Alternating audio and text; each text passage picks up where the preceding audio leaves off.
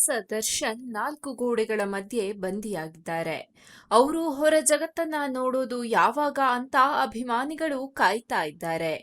ಪೂಜೆ ಪುನಸ್ಕಾರ ಮಾಡ್ತಿದ್ದಾರೆ, ಮುಕ್ಕೋಟಿ ದೇವರುಗಳನ್ನ ಬೇಡ್ಕೊಳ್ತಿದ್ದಾರೆ.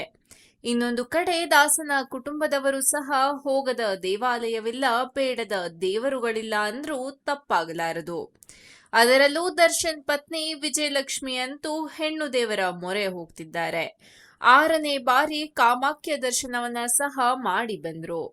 ತಮ್ಮ ನೆಚ್ಚಿನ ನಟ ಹೊರಗೆ ಇಲ್ಲದೆ ಇದ್ರೆ ಏನಂತೆ, ಅವರು ಹೇಳಿಕೊಟ್ಟ ಮಾರ್ಗದಲ್ಲಿ ನಾವು ನಡೀತೇವೆ ಅಂತ ಅಭಿಮಾನಿಗಳು ಸಮಾಜಮುಖಿ ಕೆಲಸ ಕಾರ್ಯಗಳಲ್ಲಿ ತೊಡಗಿಸಿಕೊಂಡರು. ಅನ್ನದಾನ, ರಕ್ತದಾನ, ದಿನಸಿ, ದವಸ ಧಾನ್ಯಗಳ ದಾನ ಮಾಡಿ ಸಾರ್ಥಕ ಬರ್ತ್ಡೇ ಆಚರಿಸಿದ್ರು. ಜೈಲಲ್ಲಿದ್ದರೂ ಸಹ ಅಭಿಮಾನಿಗಳ ಈ ಪುಣ್ಯ ಕಾರ್ಯವನ್ನ ವಿಜಯಲಕ್ಷ್ಮಿಯವರ ಬಾಯಲ್ಲಿ ಕೇಳಿ ದರ್ಶನ್ ಖುಷಿ ಪಟ್ಟರು. ಅಲ್ಲಿಂದಲೇ ಥ್ಯಾಂಕ್ಸ್ ಹೇಳಿದರು. ಎಸ್, ವಿಜಯಲಕ್ಷ್ಮಿ ಅವರಿಗೆ ಹೇಳಿ ತಮ್ಮ ಅಭಿಮಾನಿಗಳ ಮಹತ್ ಕಾರ್ಯದ ಬಗ್ಗೆ ಗುಣಗಾನ ಮಾಡಿ ಪೋಸ್ಟ್ ಮಾಡಿಸಿದ್ರು. ಇದರ ಬೆನ್ನಲ್ಲೇ ದರ್ಶನ್ ಅವರಿಗೆ ಗುಡ್ ನ್ಯೂಸ್ ಸಿಕ್ಕಿದೆ.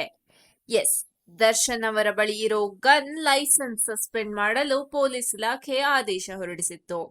ದರ್ಶನ್ ಅವರ ಬಳಿ ಗನ್ ಇದ್ರೆ ಅದು ಸಾಕ್ಷ್ಯಗಳ ಮೇಲೆ ಪರಿಣಾಮ ಬೀರಬಹುದು ಎಂಬುದು ಅದಕ್ಕೆ ಕಾರಣವಾಗಿತ್ತು. ಆದ್ರೀಗ ಈ ಆದೇಶಕ್ಕೆ ಹೈಕೋರ್ಟ್ ತಡೆ ನೀಡಿದೆ.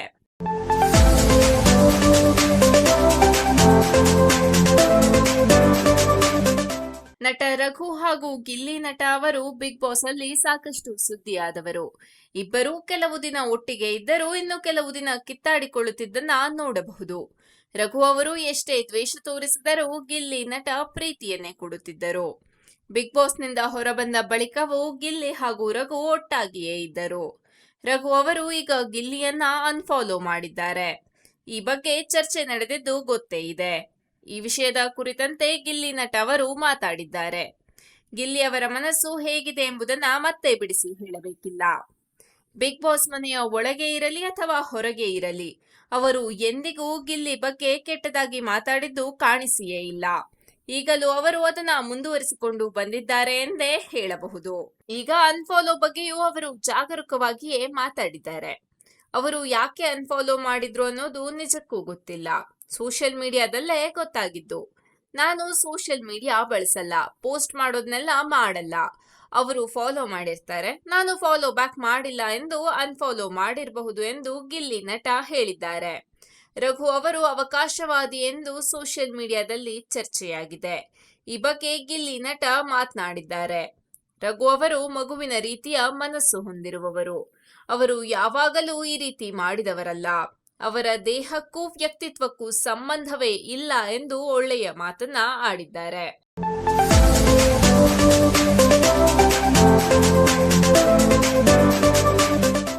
ಇತ್ತೀಚೆಗೆ ಕೇರಳದ ಕೊಚ್ಚಿಯಲ್ಲಿ 70ನೇ ಫಿಲ್ಮ್ ಫೇರ್ ಪ್ರಶಸ್ತಿ ಪ್ರದಾನ ಸಮಾರಂಭ ನಡೆಯಿತು. ಈ ಕಾರ್ಯಕ್ರಮದಲ್ಲಿ 2024ನೇ ಸಾಲಿನ ಸಿನಿಮಾಗಳಿಗೆ ಪ್ರಶಸ್ತಿ ನೀಡಲಾಯಿತು. ಗೌರಿ ಸಿನಿಮಾದಲ್ಲಿನ ಅಭಿನಯಕ್ಕಾಗಿ ಸಮರ್ಜಿತ್ ಲಂಕೇಶ್ ಅವರು ಅತ್ಯುತ್ತಮ ನವನಟ ಪ್ರಶಸ್ತಿ ಪಡೆದುಕೊಂಡರು. ವಿಶೇಷ ಏನಂದ್ರೆ ಲಂಕೇಶ್ ಕುಟುಂಬಕ್ಕೆ ಸಿಗುತ್ತಿರುವ 3ನೆಯ ಫಿಲ್ಮ್ ಫೇರ್ ಪ್ರಶಸ್ತಿ ಇದು. ಈ ಮೊದಲು ಲಂಕೇಶ್ ಮತ್ತು ಇಂದ್ರಜಿತ್ ಲಂಕೇಶ್ ಅವರು ಕೂಡ ಫಿಲ್ಮ್ ಫೇರ್ ಪ್ರಶಸ್ತಿ ಪಡೆದಿದ್ದರು. ಕನ್ನಡದ ಜನಪ್ರಿಯ ಸಾಹಿತಿ ಹಾಗೂ ಲಂಕೇಶ್ ಪತ್ರಿಕೆ ಸಂಪಾದಕರಾಗಿದ್ದ ಪಿ ಲಂಕೇಶ್ ಅವರು 1980ರಲ್ಲಿ ಎಲ್ಲಿಂದಲೋ ಬಂದವರು ಸಿನಿಮಾದ ನಿರ್ದೇಶನಕ್ಕಾಗಿ ಫಿಲ್ಮ್ ಫೇರ್ ಪ್ರಶಸ್ತಿಯನ್ನ ತಮ್ಮದಾಗಿಸಿಕೊಂಡಿದ್ದರು. ಸಾಹಿತ್ಯ ಕ್ಷೇತ್ರದಲ್ಲಿ ಖ್ಯಾತರಾಗಿದ್ದ ಲಂಕೇಶ್ ಅವರು ಚಿತ್ರರಂಗದಲ್ಲೂ ನಿರ್ದೇಶಕರಾಗಿ ಹೆಸರು ಮಾಡಿದ್ದರು. ಪಲ್ಲವಿ, ಅನುರೂಪ, ಖಂಡವಿದಿಕೋ ಮಾಂಸವಿದಿಕೋ, ಎಲ್ಲಿಂದಲೋ ಬಂದವರು ಸಿನಿಮಾಗಳನ್ನ ನಿರ್ದೇಶಿಸಿದ್ದರು. ಲಂಕೇಶ್ ಪುತ್ರ ಇಂದ್ರಜಿತ್ ಲಂಕೇಶ್ ಅವರು ತುಂಟಾಟ ಸಿನಿಮಾ ಮೂಲಕ ನಿರ್ದೇಶಕರಾದರು. ನಂತರ ಮೊನಾಲಿಸಾ, ಐಶ್ವರ್ಯ, ಹುಡುಗ ಹುಡುಗಿ, ಲವ್ ಯು ಆಲಿಯಾ, ಶಕೀಲಾ, ಗೌರಿ ಮುಂತಾದ ಸಿನಿಮಾಗಳನ್ನ ನಿರ್ದೇಶಿಸಿದರು. ಉಪೇಂದ್ರ ಮತ್ತು ದೀಪಿಕಾ ಪಡುಕೋಣೆ ಅಭಿನಯದ ಐಶ್ವರ್ಯ ಚಿತ್ರದ ನಿರ್ದೇಶನಕ್ಕಾಗಿ ಅವರು ಅತ್ಯುತ್ತಮ ನಿರ್ದೇಶನ ಫಿಲ್ಮ್ ಫೇರ್ ಪ್ರಶಸ್ತಿ ಪಡೆದಿದ್ದರು.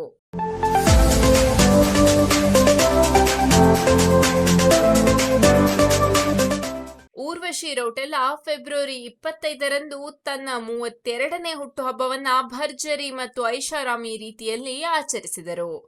ನಟಿ ವಿಶ್ವದ ಅತ್ಯಂತ ದುಬಾರಿ 7 ಹಂತದ ವಜ್ರ ಖಚಿತ ಕೇಕ್ ಕಟ್ ಮಾಡಿದರು. ಇದರ ಮೌಲ್ಯ ಸುಮಾರು 16 ಕೋಟಿ ರೂಪಾಯಿ ಎಂದು ಹೇಳಲಾಗಿದೆ.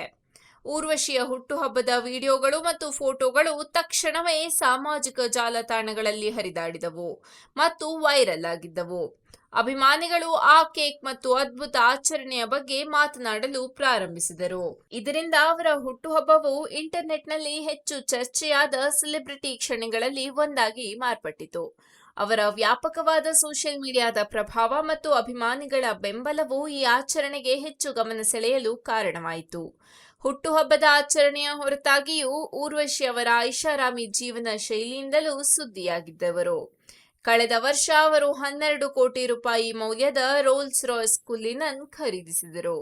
ಇತ್ತೀಚೆಗೆ ಅವರು 5 ಕೋಟಿ ರೂಪಾಯಿ ಮೌಲ್ಯದ ಹಸಿರು ಮರ್ಸಿಡಿಸ್ ಜಿ ವ್ಯಾಗನ್ ಅನ್ನ ತಮ್ಮ ಸಂಗ್ರಹಕ್ಕೆ ಸೇರಿಸಿಕೊಂಡರು.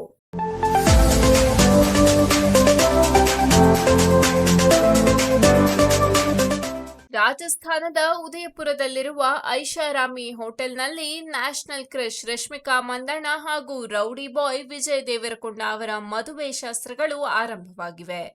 ಖ್ಯಾತ ತೆಲುಗು ನಟ ವಿಜಯ ದೇವರಕೊಂಡ ಅವರು ನಟಿ ರಶ್ಮಿಕಾ ಮಂದಣ್ಣ ಅವರ ಮದುವೆಗೂ ಮುನ್ನ ಹಳದಿ ಶಾಸ್ತ್ರ ಮಾಡಲಾಗ್ತಿದೆ. ಹಳದಿ ಸಮಾರಂಭದ ಫೋಟೋಗಳನ್ನ ಸ್ವತಃ ವಿಜಯ್ ದೇವರಕೊಂಡ ಅವರು ಹಂಚಿಕೊಂಡಿದ್ದಾರೆ. ಉದಯಪುರದ ಹೊರವಲಯದಲ್ಲಿರುವ ಐಷಾರಾಮಿ ಹೋಟೆಲ್ನಲ್ಲಿ ಗುರುವಾರ ವೀರೋಸ್ ಜೋಡಿ ದಾಂಪತ್ಯ ಜೀವನಕ್ಕೆ ಕಾಲಿಡಲಿದ್ದು, ವಿಜಯ್ ತಮ್ಮ ಇನ್ಸ್ಟಾಗ್ರಾಂ ಸ್ಟೋರೀಸ್ ಮೂಲಕ ಅಭಿಮಾನಿಗಳೊಂದಿಗೆ ಹಳದಿ ಶಾಸ್ತ್ರದ ಫೋಟೋಗಳನ್ನ ಹಂಚಿಕೊಂಡಿದ್ದಾರೆ. ಹಳದಿ ಮತ್ತು ಮೆಹಂದಿ ಸಮಾರಂಭಗಳು ಇಂದು ನಡೆಯುತ್ತಿದ್ದು, ಅತಿಥಿಗಳು ಹಳದಿ ಬಣ್ಣದ ಬಟ್ಟೆಗಳನ್ನು ಧರಿಸಿ ಭಾಗವಹಿಸಿದ್ದಾರೆ. ಹಳದಿ ಶಾಸ್ತ್ರದ ನಂತರ ಸಂಗೀತ ಕಾರ್ಯಕ್ರಮ ನಡೆಯಲಿದೆ. ಅತಿಥಿಗಳೆಲ್ಲರೂ ಹಾಡಿ ಕುಣಿದು ಸಂಭ್ರಮಿಸಲಿದ್ದಾರೆ.